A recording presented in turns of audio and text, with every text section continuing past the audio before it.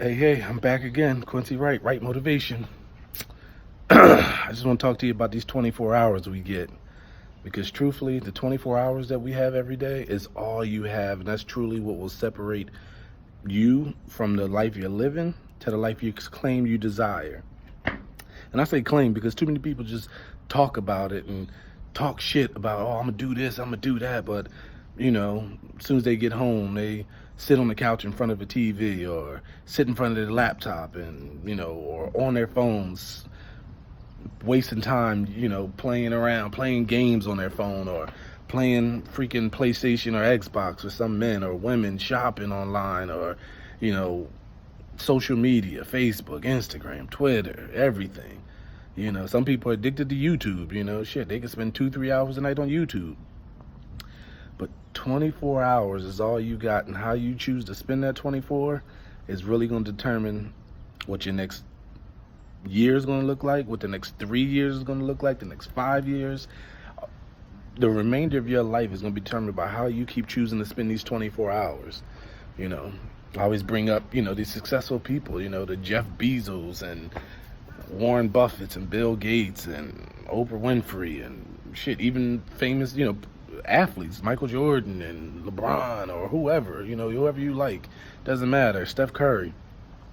The difference between any of them and you, maybe aside from some height and other things, but the real difference is, they get out there and they do what they need to do. They spend them 24 hours. That's how they got to that level.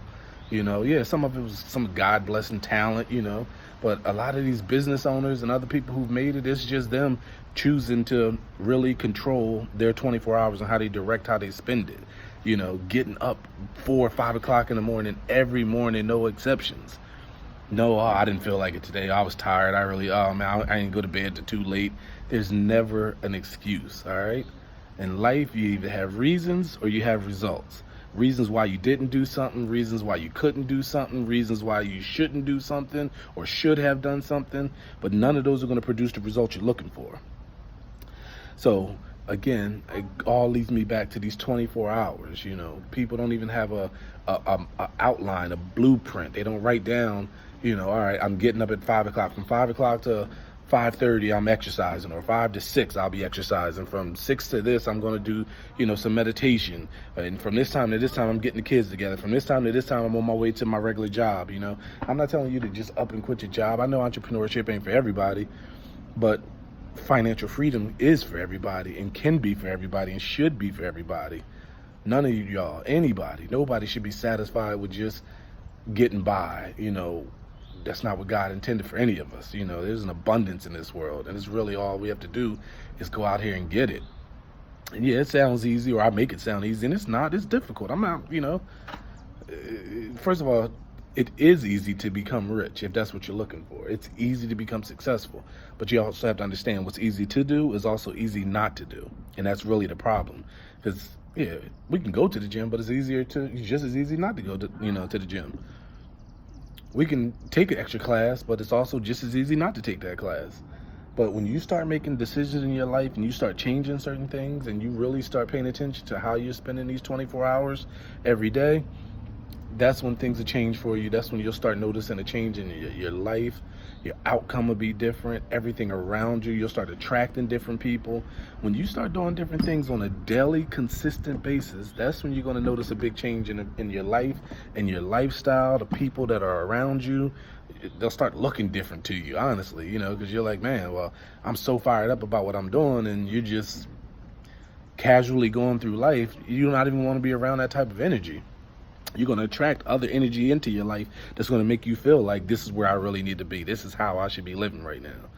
If you're living somewhere when oh, okay, I got a house, but it ain't really the house I really want. Cool. What's stopping you from getting the house you really want? If you only have one source of income, you're failing in life. You need to have an additional. I make 6 figures a year, right? No bragging. At my main job, I make 6 figures a year and still have to have multiple streams of income because of where I want to be and because of financial freedom and the lifestyle I choose that I want to live. So it's not even about, I make good money at my job. Yeah, good money and abundance, two different worlds, my friend. So again, and it's not even always just about the money. It's, what will make you happy? What's your true calling? What are you wasting your talent on? What's a talent that you're not even exercising or utilizing in these 24 hours? I was watching an interview earlier with Warren Buffett, and he said he knew at 11 all he wanted to do was real estate.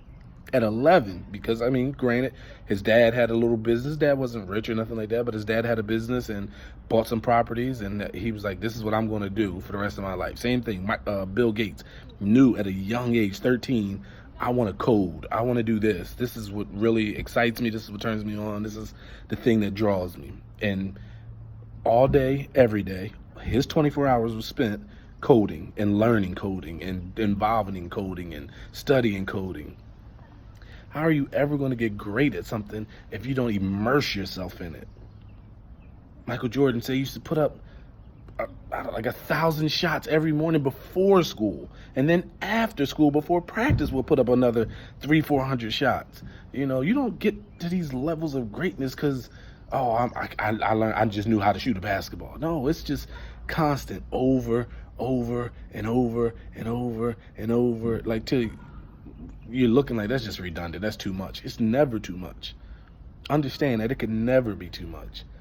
Spend your 24 hours, immerse yourself in your gift that God put inside of you. And you know what that is. Stop lying to yourself. Oh, I know talent. God didn't create not near soul on this earth without a talent. Every single one of us have it. Some of us is baking. Some of us were great with our hands. Some of us are great thinkers. Some of us are great orators. You can speak really well, whatever it is. Some of us compassion. Some of it is leading people. Some of it is, we're great physically, so we're athletic. We can do different things. But whatever, some of us have the talent of singing, some of us can rap. Some of us are poets. Some of us are great writers and always was a great writer, but don't really put any stock into it. Don't really follow up with it, A woman that is near and dear to my heart, an amazing writer, and every once in a while she writes something. Every once in a while she'll I wrote this piece, I did that. And I mean, stuff that could probably get published, honestly. The girl is that good. Doesn't immerse herself in it. True gift from God. She can write a poem like this. She's really heavy into poetry and literally like, I just wrote this like 4 minutes before I sent it to you. Like, wait, what? You just wrote and it'd be a lengthy piece and like deep thought invoking. Like, what you mean? Like, I see that and it just pisses me off because it's like, man, I look at where you are in life and probably where you could be and should be. Had you just embraced your talent more. And it ain't too late. It's never too late. Ain't never too late. You gotta start directing your 24 hours, all right? Stop making excuses. I got kids. Ain't enough hours in a day. You're lying to yourself and you're buying the shit that you're selling. That's all that is. There's no such thing as not enough time in a day. There's plenty of hours left if you start really breaking it down and slotting things instead of just going through the motions. I normally go to work around this time. I get up at, just in enough time to catch a quick shower and head out the door. You don't even give yourself time to spend time with God in the morning. You're not giving yourself time to meditate in the morning. You're not giving yourself time to exercise if need be. You're not giving yourself time to work on your craft in the morning. Shit, you need to get something done before you go punch a clock for anybody else.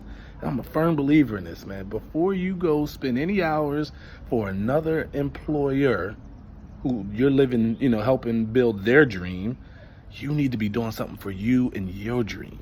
Especially if you got a family, man. If you got kids out here, if you got a wife, a husband, somebody else that you really love and want to share your life with, for the people who have children, for people who don't but got a significant other, or even if it's just you just single. No kids, no nothing, but you just want to make something of yourself. You owe it to yourself to make sure you're doing something before you go punch that clock for somebody else. You got to punch it for yourself. So do something for you If you're a singer, get up early, work on your cadences, work on, your different sound influxes, do different things. If you are a mechanic, get up and get on YouTube, study something that you haven't learned yet or you haven't perfected, or go out there and do something on, go buy a little $300, $400 trash car that you could just work with and work on parts. Whatever your gift or calling is, I promise you, if you immerse yourself in it and allow yourself some time, your life will change in ways you have no idea. 24 hours. Use it or abuse it. Quincy Wright, action equals change.